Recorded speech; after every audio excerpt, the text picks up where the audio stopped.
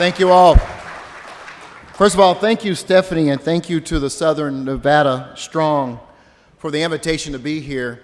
Let me start by thanking a few folks. First of all, I have been absolutely amazed when walking in this room, and just about every one of you have thanked me for coming here this morning and being a part of this. And my response has been, are you kidding me? You're Las Vegas. It wasn't like it was hard to twist my arm and say, come to Las Vegas for a couple days and be a part of something. This has been a real treat. It's always a treat to come to Las Vegas. And now I know why my wife comes here twice a year and never invites me to come with her. But I want to thank a couple people since being in this room. First, I want to thank, I haven't seen him yet, but I did. I saw him when he walked in, but I haven't talked to him. Dr. Rob Lang. Where are you, Rob? There you are, Brookings Institute. Good to see you. We were on a panel together, about 4 or 5 months ago, and he made sure that I knew I was going to receive an invitation and made sure that I would say yes to Southern Nevada Strong to be here. I also want to thank someone I met in Seattle, although we both forgot we met in Seattle, but Councilman Ricky Barlow, who picked me up at the airport yesterday, councilman of this great city. And I want you all to know that due to Councilman Barlow and his staff, I almost didn't make it here this morning. They do what most people in Las Vegas do when you have visitors and realize that, we don't go to sleep in this city. And so he picked me up at 7, and I realized that by 1 o'clock in the morning, it was time to get to the hotel. And then he had the nerve to tell me I might make it tomorrow morning. And we were going to send a hit squad if he hadn't walked into this room. But I want to thank he and his staff, Joseph, for the good time they showed us last night and showing us parts of Las Vegas that I had never seen before. Of course, most people don't get past the Strip as tourists. But Councilman Barlow made sure that I saw the real beauty of this city beyond the gaming and tourism section of the city. So thank you. Let me also thank Shondell Newsom of Suman Marketing, who picked me up this morning and made sure we made it here safely and on time. So I don't know where you went, Shondell, but thank you very much. And of course to everyone else in this room for being here this morning and allowing us to be a part of this very special moment. And I hope you mark down this moment, because a lot of what Tom just talked about, I'm kind of going to give you a global snapshot, frame it for you as to what Denver has been through and what Denver is up to and what the benefits of what your vision and your destination is really about. Now, I hope you mark down this moment, because as we reflect back, as I reflect back on the early part of the turn of the century in 2003 when I was first elected to City Council and Denver began this process to invest in transit development, our transit lines around our metro region. I look back on those moments and realize that those were some of the most important decisions and important moments for our future that we could have ever been a part of. And someday I look forward to driving my grandchildren around and say I was a part of the critical decision-making process that made these critical investments. And today you're able to go anywhere in the metro region without touching a steering wheel, without having to buy 1 gallon of gas. You can do it efficiently, you can do it sustainably, and you can do it with some good time elements as far as getting you there in a very convenient manner. And so these are important moments here, and I hope you all feel good about what you're a part of. So let me frame this for you. I recognized Rob from the Brookings Institute. And one of the things that I have done over the last couple of years, 2.5 years since I've been mayor of Denver, is share the stage with the Brookings Institute on numerous occasions, whether it was Rob Lang or Bruce Katz. And I really I took to heart their book. And if you haven't read Metropolitan Revolution, let me suggest you get that book by Bruce Katz. What he really says in that book is that today we don't compete as cities anymore. If the recession has showed us anything, is that this is a global economy. Erase the boundaries of your cities. Erase the boundaries of your states.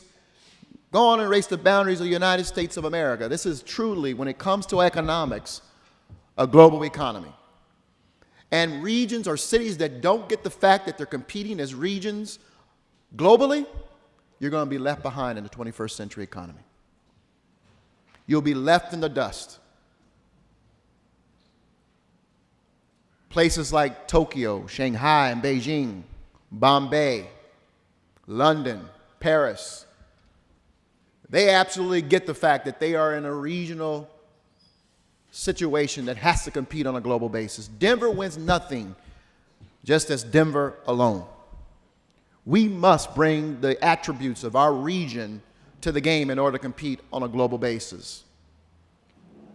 And so what you're here talking about here is part of Southern Nevada Strong, about a regional collaborative in order to raise your level of competitiveness.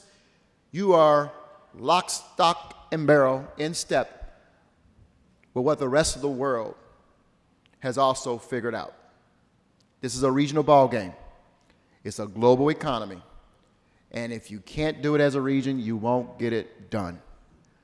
And so I want you to keep that in the back of your head, your mind, as you continue the efforts along this transit planning and planning around how Southern Nevada gets stronger and better. Don't leave any part of the region behind.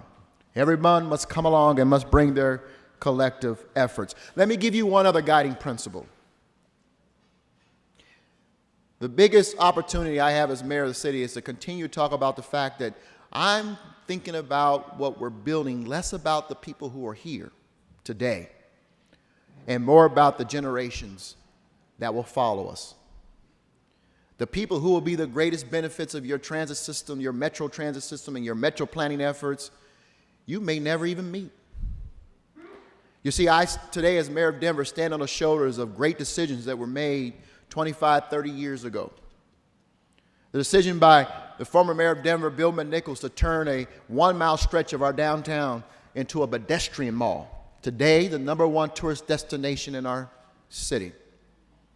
The greatest economic generator of our city outside of our airport. Great decision. In 1983, when Mayor Federico Peña decided it was time to not only imagine a great city, but to build one and make the decision to build a new international airport. Today, that airport is the 5th busiest airport in this country and the 13th busiest in the world, with 53 million passengers coming through. This is a non-coastal city. It's the largest airport in the United States of America. And to decide to build a new convention center shortly thereafter. That convention center today has helped Denver to become one of the top convention destinations in the world. Not the United States, but the world. Great decisions. Built not just for those who were there, but more for those of us who came behind him. When Mayor Webb was in office for 12 years, he decided to build all the sports complexes in downtown Denver. Oh, he didn't know at the time that those new sports complexes that would help attract 7 professional teams to Denver and electrify our lower downtown to become the #1 destination in the metro region, that would spur Denver or promote Denver as the #1 destination for 18 to 35-year-olds in the nation. That would be the home to more small businesses and startups than anywhere else in this region. Lower downtown is the main reason why these young people are coming to our city, because they can live there. 17,000 residents today. They can play there, some of the best nightclub entertainment spots you'll find in the country. And they can work there. It is a central hub of our business district, downtown. And don't let there be a Bronco game and a Nugget game all at the same time. That place is absolutely rocking. It was where the Democratic National Convention centralized most of their activity. And some of the things I saw down there, if you slip me a few dollars, I'll tell you all about some of the celebrities and politician things I saw down there. And then when Mary Hickenlooper followed Mayor Webb, and I was the president of City Council at the time. And at the beginning of the economic recession, Mayor Hickenlooper made a very critical decision, and I'll never forget the decision he made. Because I was sitting in the office with him, he looked at me on a dreary fall day in Denver and said, should we put these bonds on the ballot? The economy is falling apart. The largest bond program in Denver's history, $500 million to invest in public infrastructure.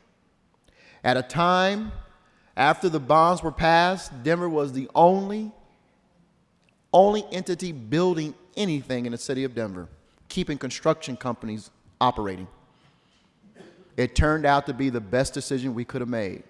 Public spending accelerated during the deepest recession since the Great Depression in our country's history. And then when the economy began to recover, the private sector started building. They met Denver in the construction market, and we became the #1 construction market in the nation. Great decisions made not so much for those who are sitting here, but for those who will follow. So let's frame this transit program called Fast Tracks in Denver. In 2004, regional mayors came together, 41 of us, 41 mayors came together. We have what we call a Metro Mayors Caucus, over 6 counties. We meet on a monthly basis, just to talk about regional issues. The transit ballot measure had failed once before, in 2000. But a critical decision was made in that meeting where all 41 mayors unanimously, redundancy, voted to support 0.4% tax to build a transit system, to raise some $4.7 billion, over its lifetime about $6.5 billion, to begin a metro-wide transit development program.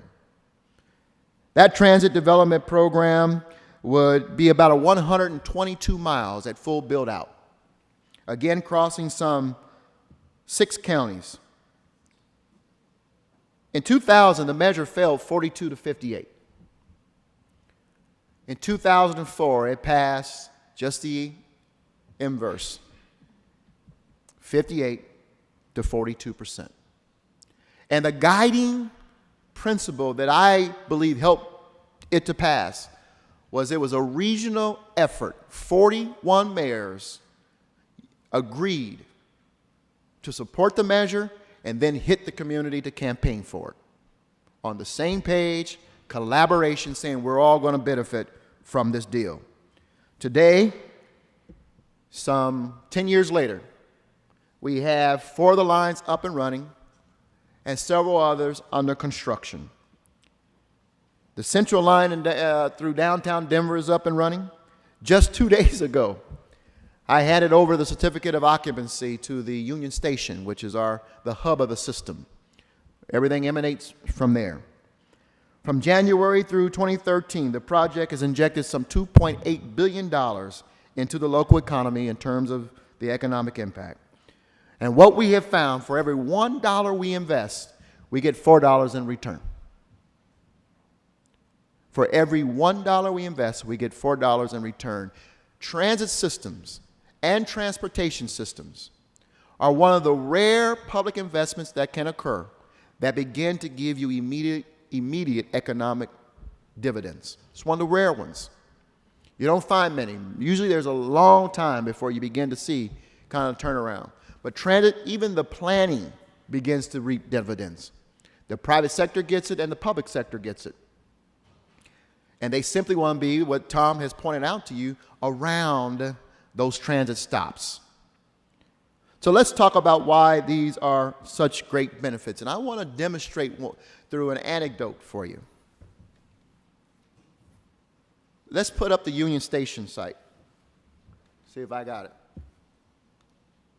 So what you're looking at is the regional build out. And I only have 2 slides, so we won't get too excited.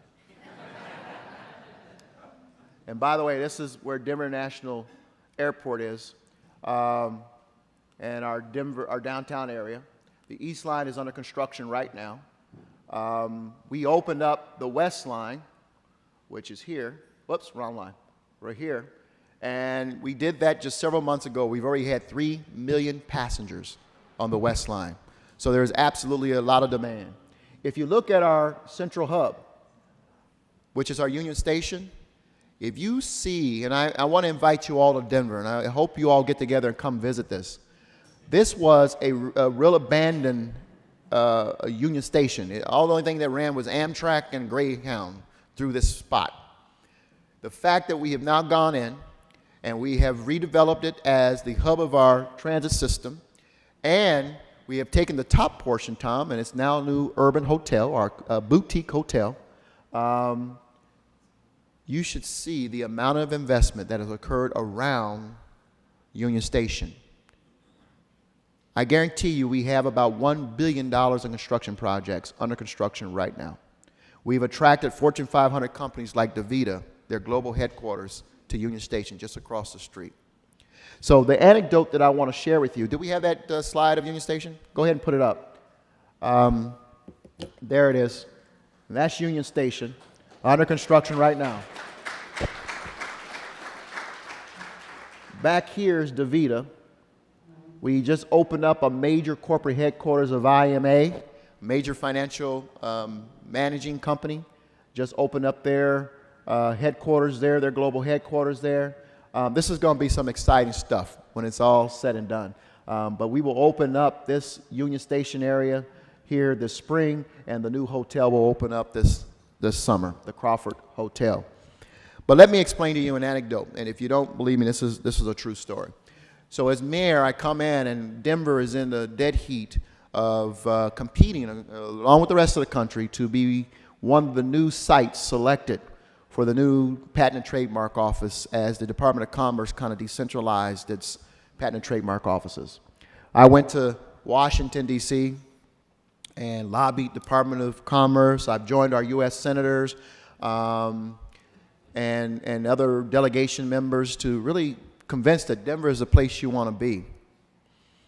After we were selected and they chose to place the new Patent and Trademark Office just east of Union Station, I sat down with members of the Site Selection Committee from the U.S. Department of Commerce, and I said, you know, I'm really curious, and it can help us on future bids on things. Why did you select Denver? And by the way, the reason why so many cities were pursuing this is a $440 million economic impact. 400 new employees coming to our city. And when I asked him, he said, you know, this is really a natural selection for Denver. See, we surveyed our employees. And when we asked them, what is it that's important for you when we find relocation or opportunities around the country, here's what they said. Transit. Sustainability. Attainable housing. We want to be able to live, work, and play pretty much in the same area. See, those of us who are over the age of 30, which is probably most of the room, we were trained when we came along, first of all we wanted to do was drive, right? We wanted to get our hands on that steering wheel. Couldn't wait. And we were trained, you let nothing distract you from this operating this vehicle safely, right? The young people today, their culture is you let nothing distract you from this smart device. That's their culture. So they are less interested in driving long distances and more interested in being able to stay connected to the rest of the world. So these young people didn't surprise them when they said, we want to be on transit. I want to do my work. I want Wi-Fi. I want to be able to knock out my assignments, do whatever I have to do, get caught up on emails while moving. Move people and not automobiles is the new clearing call. And so I want to just say what Councilwoman March from Henderson and I talked about this morning. This transit system that Denver now has invested in Metro Denver has invested in, will result in 41 transit-oriented development sites in the city of Denver. It allows us the opportunity to bring a lot of the guiding principles that you have in your vision, attainable housing. Tom mentioned Denver Housing Authority. You are absolutely correct. DHA has capitalized on these transit-oriented development sites like no one's business. I, for a large portion of my life, grew up in public housing. This ain't the same kind of public housing I grew up in. I toured it. It is modern. It's contemporary. It's up to date. It's sustainable. And it's prideful. I saw a young man walk out of the back of his development and in 30 steps get on a train to go to work. It's a chance to give. It's an equalizer. As a Councilwoman March and I said, this is a game changer. It's an equalizer. They can work, they can live, and they can move with greater efficiency and convenience and less costs. You can do diverse housing.